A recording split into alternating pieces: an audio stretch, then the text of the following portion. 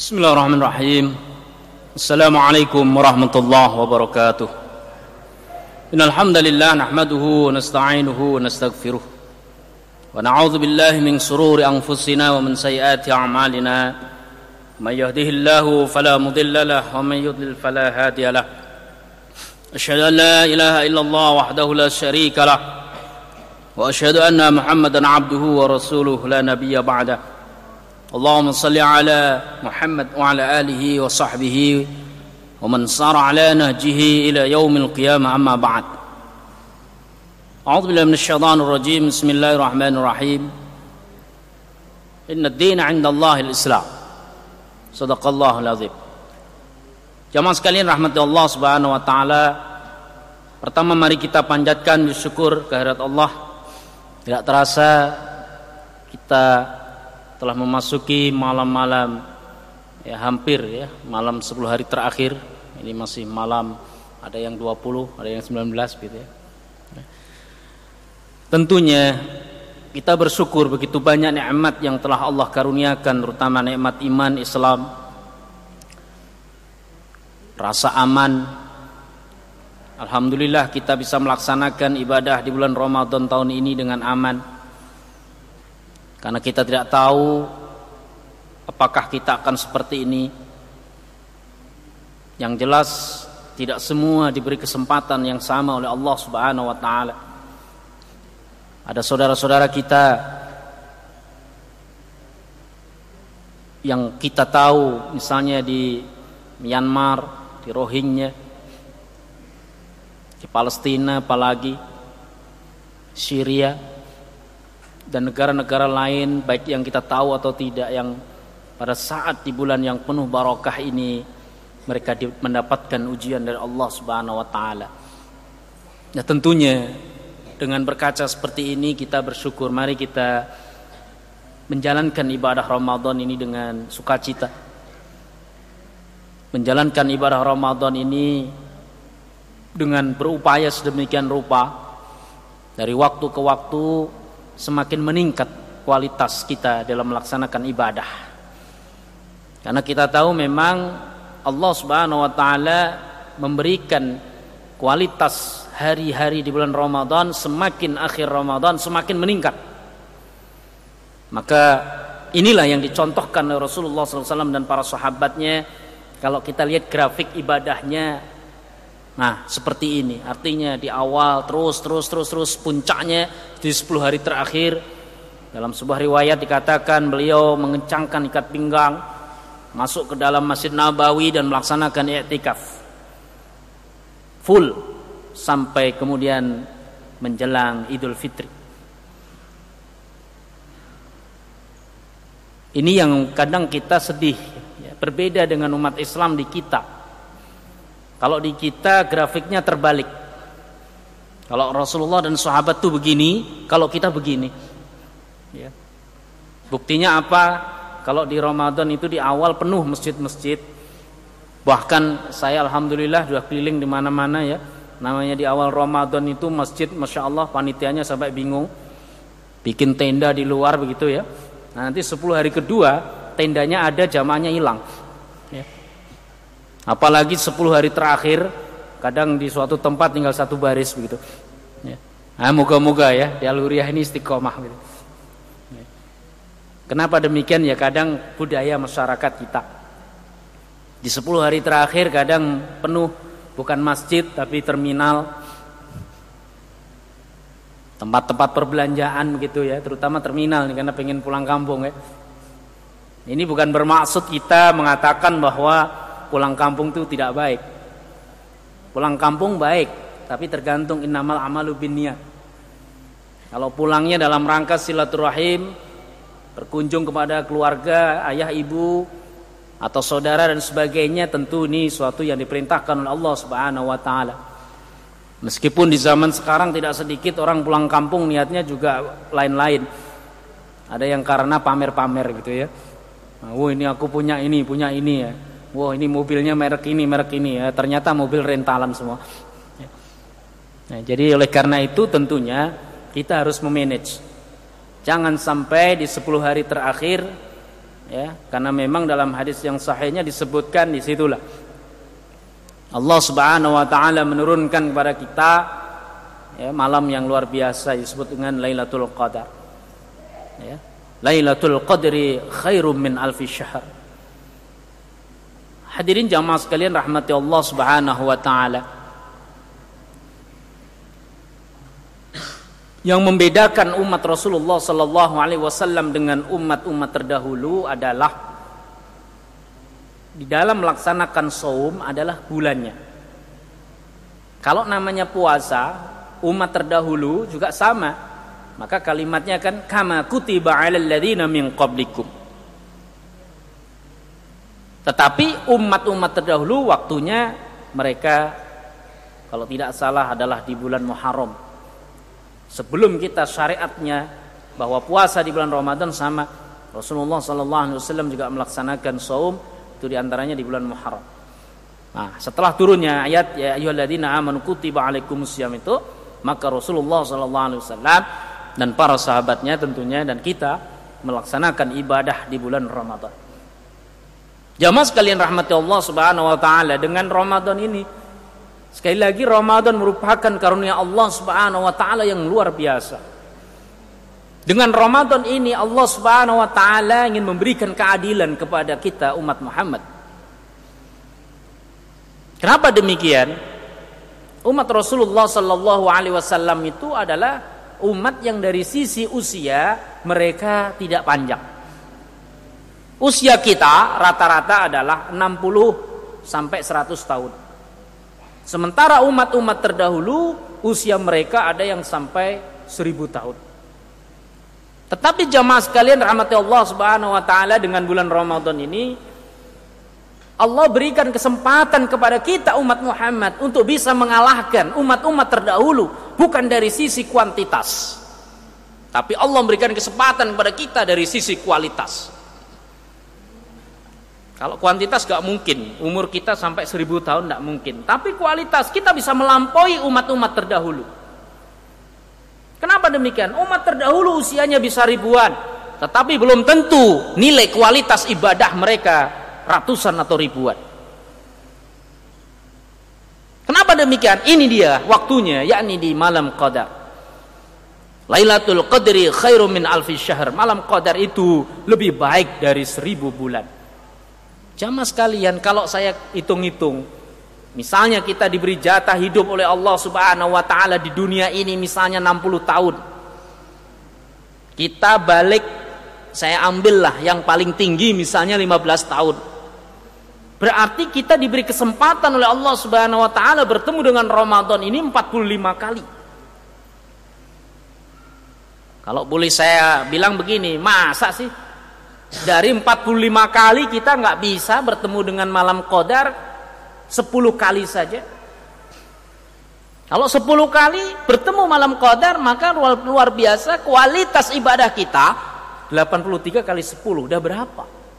Itu kalau 10, kalau 20 dan seterusnya. Subhanallah. Hadirin, memang ada yang berpendapat bahwa malam Qadar itu adalah hanya ketika di zaman Rasulullah sallallahu alaihi wasallam. Kita melakukan malam-malam itu, ini sebagian pendapat hanya sekedar katakanlah memperingati. Ini diantaranya saya kasih tahu Anda semua, ini dalam kitab tafsirnya Al-Azhar karangan Buya Hamka. Beliau termasuk yang tidak sependapat bahwa malam Qadar itu adalah tiap malam di bulan Ramadan, tiap tahun di bulan Ramadan. Tetapi saya baca-baca kembali dan berbagai riwayat yang sahih, ternyata sebagian besar dalil-dalil yang sahih mengajarkan bahwa malam Qadar itu tetap diturunkan oleh Allah Subhanahu wa taala pada bulan Ramadan. Kapan? Ini yang disampaikan oleh Rasulullah sallallahu alaihi wasallam di 10 terakhir. Kemudian memang ada penjelasan bahwasanya di malam ganjil. Tapi ternyata ma'asyiral muslimin jamaah sekalian rahmati Allah Subhanahu wa taala, itu pun tidak mutlak. Kalau mutlak mungkin juga bingung kita. Malam ganjilnya yang gimana gitu kan? Mulainya aja 2 kali. Ya kan? Nggak mungkin malam qadar itu diturunkan oleh Allah Subhanahu wa taala 2 kali. Jadi kalau kita berpatokan ganjilnya hitungan yang siapa? Nggak mungkin, masa kita paksa Allah ngeluarin malam qadar 2 kali? Nggak bisa. Makanya kalau kembali tadi, ikuti sunnah Rasulnya Pak. 10 malam terakhir kita bangun tengah malam, kita ibaratnya tidak tidur di situ. Kalaupun tidur sedikit sekali, saya yakin insya Allah masa nggak dapat. Nggak usah kita mencari malam qadar nunggu tanda-tanda. Jadi kita ngelongok dulu, lihat luar, oh ini kayaknya cerah, baru bangun. Kalau udah ngelongok, kayaknya ini mendung hujan, terus ngorok ngiler, ya jangan begitu. Ya kan? Kalau kita sungguh-sungguh, maka setiap malam di 10 hari terakhir itu mari. Kalau kita belum bisa meniru Rasulullah SAW selama full, ya maka minimal adalah malam-malam baik genap atau ganjil insya Allah. Nah, jamaah sekalian rahmati Allah Subhanahu wa taala, kalau boleh saya ingin menambahkan sedikit. Jadi Allah Subhanahu wa taala menurunkan kepada kita ajaran Islam karena kita memang adalah makhluk yang sangat berat beban tugasnya dalam kehidupan dunia ini. Allah membebani kita dengan 2 tugas. Yang pertama adalah sebagai abid, kita harus mampu di dunia ini menyembah Allah Subhanahu wa taala. Kita diberi durasi waktu sekian waktu, kemudian dinilai oleh Allah Subhanahu wa taala apakah kamu beribadah kepadaku atau tidak. Dengan berbagai potensi kita dikaruniai oleh Allah, tetapi secara umum kita dikaruniai apa yang disebut dengan akal, ruh. Karena dengan akal dan ruh inilah manusia berbeda dengan makhluk yang lain. Meskipun fisik kita kecil, kita mampu mengobrak-ngabrik, mengobok-ngobok alam semesta. Wa ma khalaqtul jinna wal insa illa liya'budun. Maka jemaah sekalian rahmati Allah Subhanahu wa taala, durasi kehidupan kita ini teramat sempit. Kalau saya bilang tadi, kita misalnya maksimal usia kita 100 tahun, maka dibandingkan dengan 1 hari di akhirat, itu pun tidak ada apa-apanya. 1 hari di akhirat sama dengan 1000 tahun. Anda bisa lihat. Kalau 1000 tahun, itu 1 harinya, padahal di akhirat abada. Makanya banyak orang yang menyesal ketika di akhirat.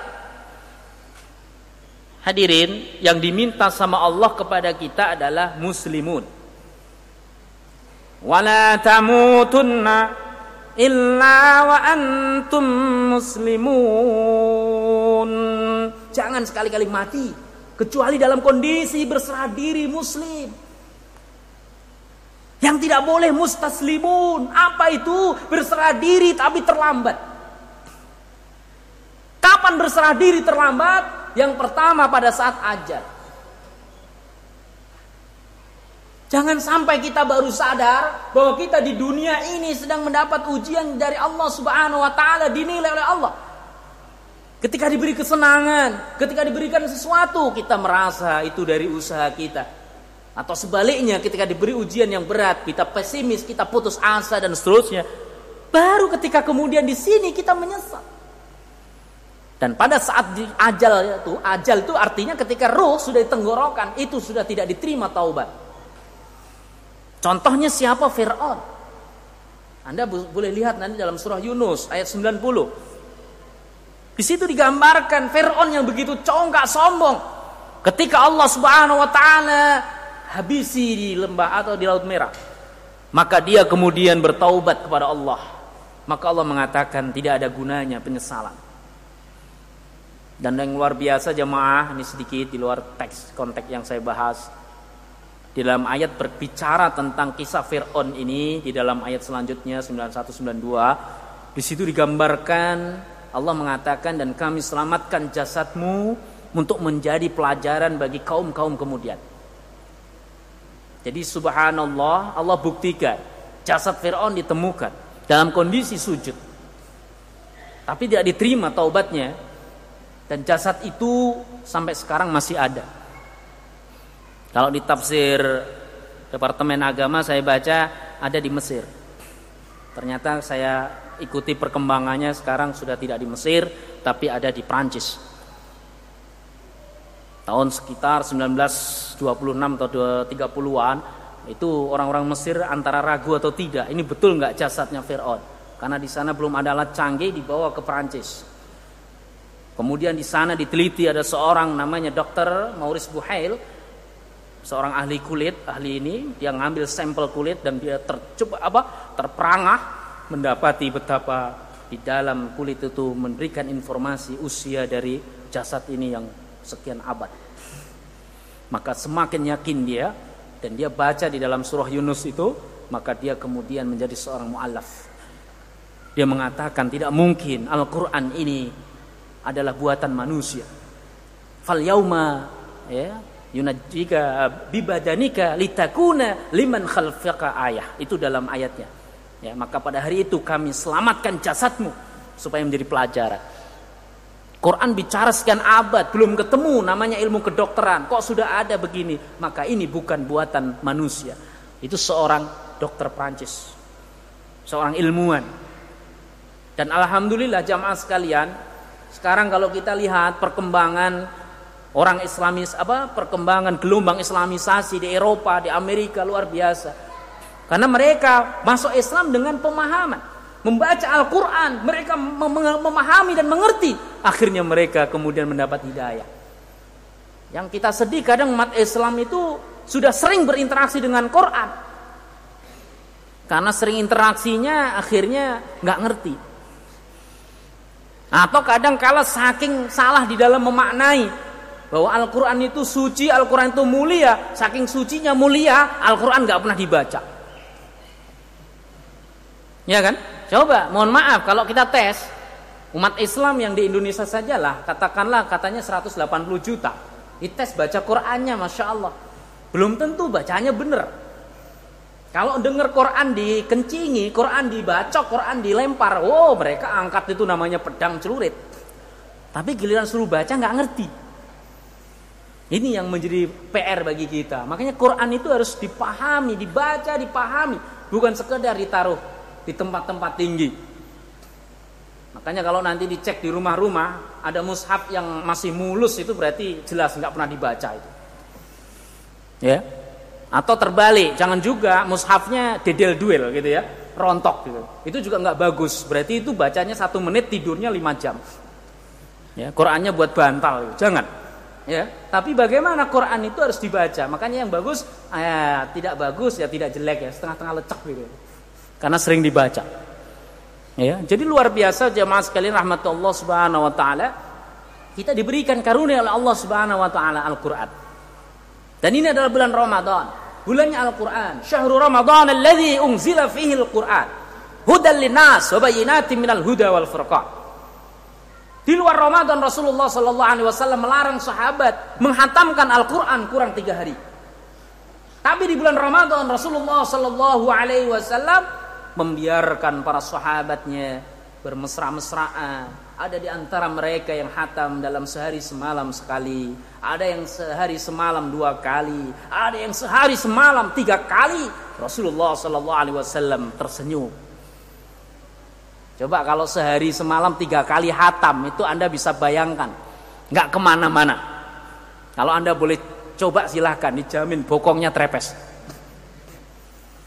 Ini kan luar biasa jamaah. Karena Quran itu dengan membaca saja, kita nggak ngerti aja udah dapat pahala. Alif lam mim, kata Nabi, bukan 1 pahala, alif 1, lam 1, mim 1. Coba kita baca Bismillahirrahmanirrahim, berapa huruf? 19, ya kan? Tuh, di bulan Ramadan dikali 70. Ini yang suka ngitung utang tuh, kali 70 tuh berapa? Kita baca Fatihah, berapa hurufnya? Hari ini udah pernah ngitung. Bahkan berapa jumlah huruf dalam satu Al-Quran, 30 juz. Ada yang sudah pernah ngitung? Coba bapak ibu jamaah angkat tangan. Kalau ada yang saya acungin jempol 4, ini berarti kurang kerjaan gitu. Karena luar biasa jamaah, nggak usah kita hitung, Allah Maha tahu. Kalau kita ngitung belum tentu benar. Karena apa? Kadang jangankan bicara huruf, ayat aja kadang ada ikhtilaf. Nggak usah gitu, Allah yang Maha tahu. Jadi itu ya. Jadi jangan sampai kita mustaslimun pada saat ini. Nah, dalam Al-Quran ada 2 keadaan di mana orang bertaubat, orang berserah diri terlambat. Yang pertama tadi pada saat ajal. Kalau boleh saya bilang, itu orang yang bertobat pada saat ajal itu orang geblek. Tapi ada orang yang super geblek. Apa super geblek? Tobat pada saat mau dilempar ke dalam neraka, baru tobat. Jadi pada saat ajal belum tobat juga. Ada yang tobatnya pada saat mau diseret ke dalam api yang bergejolak, baru dia ya Allah ya Allah. Ketika Allah Subhanahu wa taala buka video.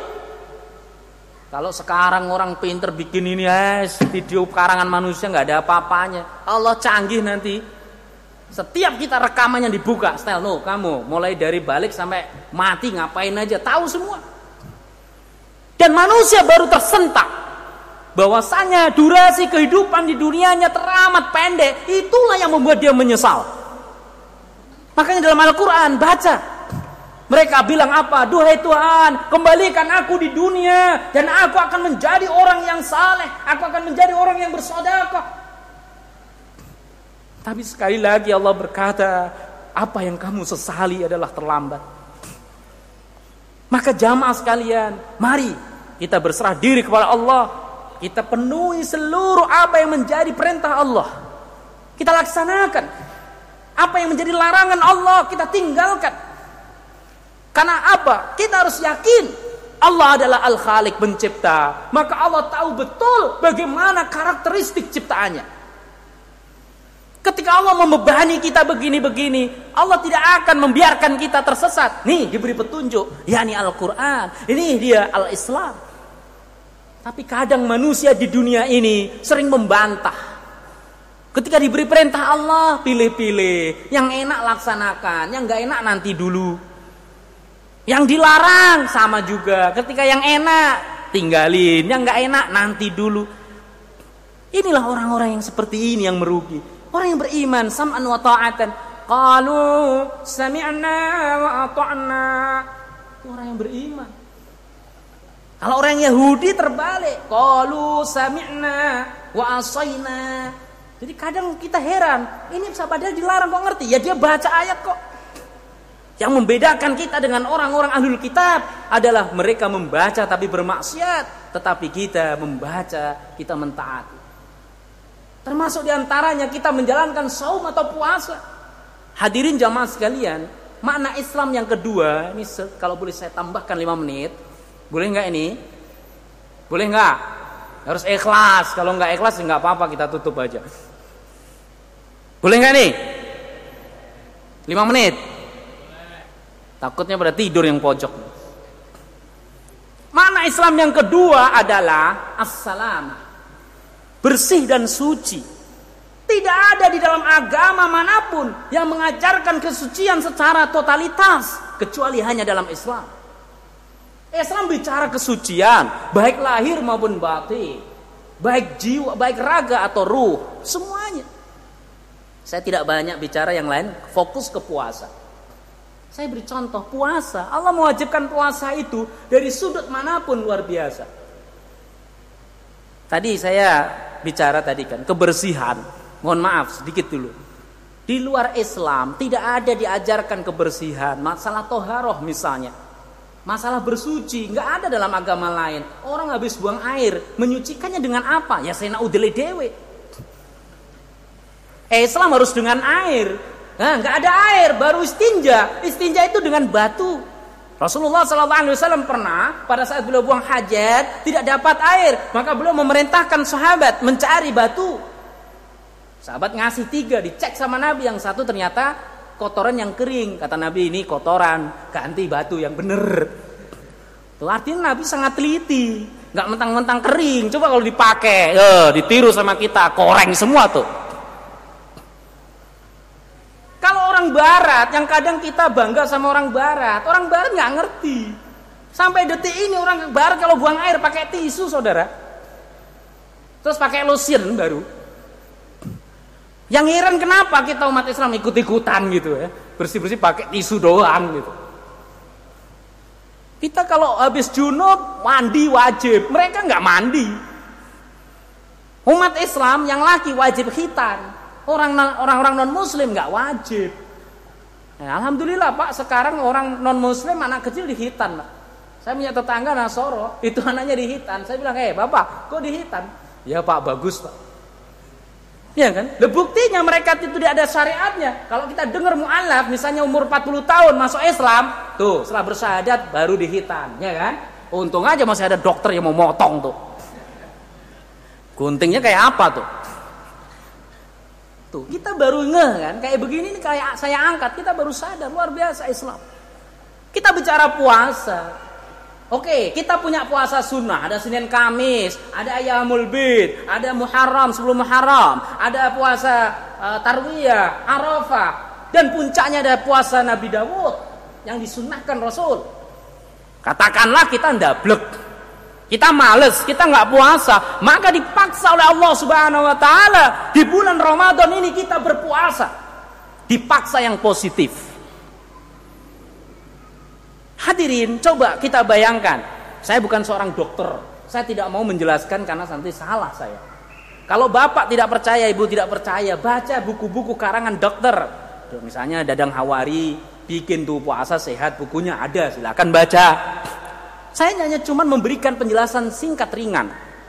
Kalau kita punya ember, kita punya bak mandi, kita punya tempat air, kita isi terus dengan air. Hatta airnya misalnya pakai air yang paling mahal, air yang katakanlah aqua mineral itu. Saya ingin tanya, kalau kita isi terus tidak pernah dikuras, apa yang terjadi? Maka wadah itu akan kotor. Kita pasti akan licin, akan ini. Ini artinya ada endapan. Saya alhamdulillah dulu kuliah di perikanan. Saya diajarkan namanya kolam, meskipun hebat kayak apa, kolam itu panen pertama, ambil ikannya, katakanlah isi lagi, ambil ikannya. Suatu saat kolam ini kalau nggak dikuras, akan terjadi bahaya. Sama, ibarat perut ini adalah tempat kita memasukkan segala sesuatu. Dipaksa sama Allah dalam setahun ada 30 hari atau 29 hari selama 12 jam dikosongkan. Gimana nggak sehat? Rasulullah sallallahu alaihi wasallam bersabda, "Sumu tasihu." Berpuasalah, maka kalian akan sehat. Maka tidak ada ceritanya orang yang berpuasa kok sakit tuh nggak ada, Pak. Tapi ada tuh, Pak, orang puasa sakit. Lihat dulu. Jangan-jangan sebelum puasa memang udah sakit. Yang kedua, ya bisa jadi dia sakit, tapi itu diuji sama Allah, dan Islam pun memberikan rukhsah. Faman kana minkum maridan aw ala safarin fa iddatum min ayyamin ukhra. Barang siapa di antara kalian yang sakit atau dalam perjalanan, silahkan mengganti di luar hari-hari di luar Ramadan. Subhanallah. Jadi kalau kita berpuasa nggak ada ceritanya sakit. Ya sekarang silakan. Kita baca di televisi, lihat di koran, baca di koran, lihat televisi, internet dan sebagainya. Baca, ada nggak berita? Saudara sekalian, di bulan Ramadan ini, ya, 1,5 miliar penduduk Islam dunia mengalami penyakit mencret-mencret karena sedang berpuasa. Ada nggak? Ya, nyatanya yang hadir di sini sehat semua. Kalau mencret tuh penuh tuh WC. Jadi artinya sumu tasihu, berpuasalah kalian, maka akan sehat. Nggak bohong, Allah nggak bohong. Dari sisi yang kedua, puasa dari sisi psikologis. Salah nggak bener nggak tahu nih bahasanya ya. Pokoknya begitulah maksudnya ya. Dengan kita berpuasa, kita dididik oleh Allah menjadi orang yang memiliki kepekaan sosial. Coba bayangkan. Ada di antara di depan saya ini mungkin anaknya orang kaya. Dari kecil sampai gede nggak pernah namanya kesusahan. Tapi dengan puasa Anda dipaksa ngerasain tuh namanya lapar, haus. Tuh baru 12 jam rasanya begitu. Bagaimana yang 24 jam? Bagaimana yang seterusnya? Anda jangan merasa bahwa tidak ada. Ada. Di tengah-tengah kita sedang menikmati seperti ini, ada saudara kita yang mereka menghadapi kehidupan yang berat. Inilah Islam. Jadi kalau kemudian ada di antara kita orang Islam kok bangga dengan ajaran sosialisme, maka saya bingung.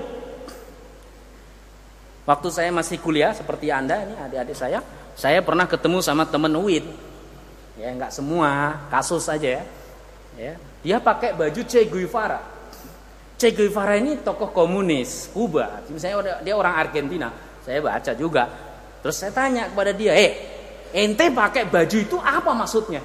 Ini bagus nih, tokoh hebat nih. Padahal dia matinya narkoba itu. Kenapa? Dia sosial nih mantap-mantap. Sosialisme itu tidak benar. Kalau ajaran selain Islam itu memaksa. Misalnya di Cina, komunis sosialis di sana, orang itu dibatasi, kaya sekian miliar atau sekian triliun, ada batasnya, di atas itu sikat. Tanah ini sikat, ambil negara. Tapi buktinya sekarang ya di Cina namanya korupsi juga ada. Kalau Islam berbeda, Islam menghargai orang yang bekerja keras, dia berusaha sedemikian rupa, berhak kaya. Orang yang malas kerjanya cuma tidur mulu dan sebagainya, melarat, ya silakan. Tapi Islam tidak membiarkan kemudian orang kaya bermegah-megahan. Allah sentuh dengan kalimat supaya berbagi, dan seterusnya. Likaila yakuna dulatan bainal aghniya'i minkum. Makanya saya katakan Islam ajaran yang sosialis, lebih dari sosialis. Kalau ada orang Islam malah suka sama sosialisme, berarti nggak pernah belajar dengan baik. Dan yang terakhir, ma'asyiral muslimin, dengan berpuasa kita dididik oleh Allah Subhanahu wa taala untuk mengembalikan kesucian rohani kita. Coba jamaah, kan dalam hadis dikatakan apabila datang Ramadan dibuka pintu surga, ditutup pintu neraka, dan setan-setan dibelenggu. Ini banyak tafsirnya. Tapi saya ambil tafsir yang ini. Apa? Setan yang dimaksud apa? Saya lebih condong tafsir yang ini. Adalah setan dalam bentuk iblis, dalam bentuk jin kafir, itu diikat sama Allah di bulan Ramadan. Jadi di bulan Ramadan kita hanya berhadapan dengan musuh yang satu yang bernama hawa nafsu. Di luar Ramadan kadang hawa nafsu kita dikontrol oleh iblis. Karena kita juga nggak pernah ngontrol nafsu. Contoh misalnya kita lapar, lihat makanan, makan. Ini nafsu nyuruh makan, sikat. Minum, dan seterusnya. Maka yang terjadi, tidak kita sadari nafsu telah mendominasi ruh kita atau jiwa kita. Maka di bulan Ramadan Allah beri kesempatan. Setan, minggir loh.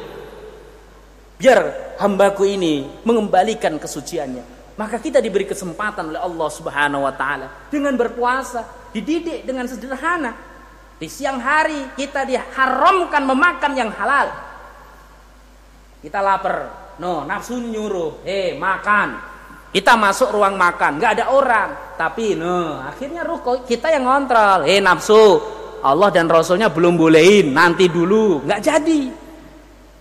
Makanya betul kata Allah, kutiba alaikumussyam kama kutiba alal ladzina min qablikum la'allakum tattaqun. Dulu saya nggak mengerti kenapa dengan berpuasa kita menjadi bertakwa. Ini kalau kita bawa dalam dimensi yang lebih luas lagi, sekali lagi kita diuji oleh Allah di dunia. Kita kadang dilarang, nggak apa-apa karena di dunia kita bebas. Saya beri contoh. Ini kayaknya udah pada ngantuk. Ini yang laki khususnya, ini laki-laki. Kan dalam hadis dilarang kan laki-laki yang muslim tuh pakai baju sutra. Saya nggak bicara sama yang nggak punya duit, ya. Kalau yang nggak punya duit pasti nggak ada masalah, ini perintah, ya Pak. Buru-buru mikirin sutra, Pak. Beli baju biasa aja nggak bisa. Ini saya bicara sama yang duitnya triliunan, duitnya miliaran. Orang kalau duitnya udah banyak, ini sering nantang. Duitnya banyak, ngapain dilarang? Kan begitu kan? Ini saya beri contoh. Nah, kalau kita mengerti hakikat akan syariat Allah, meskipun duit kita banyak, ini saya beri contoh satu aja, kita nggak akan lakukan itu, meskipun kita bisa beli sutra misalnya, atau kalau laki pakai emas gitu, Allah dan Rasulnya bilang nggak boleh, ya udah, nggak usah pakai, meskipun Anda bisa beli 1 ton. Kenapa? Allah belum bolehin. Kenapa nanti di akhirat Allah bilang penghuni surga itu bajunya baju sutra tuh, ya kan? Jadi tugas kita di dunia ini sekali lagi bukan membunuh nafsu, tapi mengontrol nafsu. Sebab nafsu itu di satu sisi nikmat. Malaikat itu nggak punya nafsu. Saya nggak pernah tahu ya, nggak tahu di sini ada yang pernah baca jenis kelamin malaikat itu apa, saya nggak tahu. Misalnya jenis kelaminnya laki gitu, dikasih cewek cantik, secantik-cantiknya di dunia, nggak akan terpengaruh, nggak punya nafsu, ya kan? Kita, alhamdulillah, kita suka sama perempuan berarti normal, itu nafsu, alhamdulillah, ya kan? Yang nggak boleh suka sejenis tuh. Ya kan? Nah, dalam Islam tidak dilarang, cuman diberi bingkai. Apa? Sebelum kita berhubungan itu harus ada hukum yang jelas. Apa? Nikah, supaya nanti anak keturunan yang jelas. Kita bukan binatang, ketemu di jalan suka gabrok, bukan begitu. Saya kira ini saja ya. Kalau dilanjutkan bisa sampai jam 1 ini ya. Besok bisa kuliahnya bubar gitu ya. Saya kira ini saja, semoga ada manfaatnya. Sekali lagi inilah, mari kita bersyukur dengan Islam ini, dan pesan Allah jangan sekali-kali mati kecuali dalam kondisi muslim. Barakallahu li wa lakum. Assalamualaikum warahmatullahi wabarakatuh.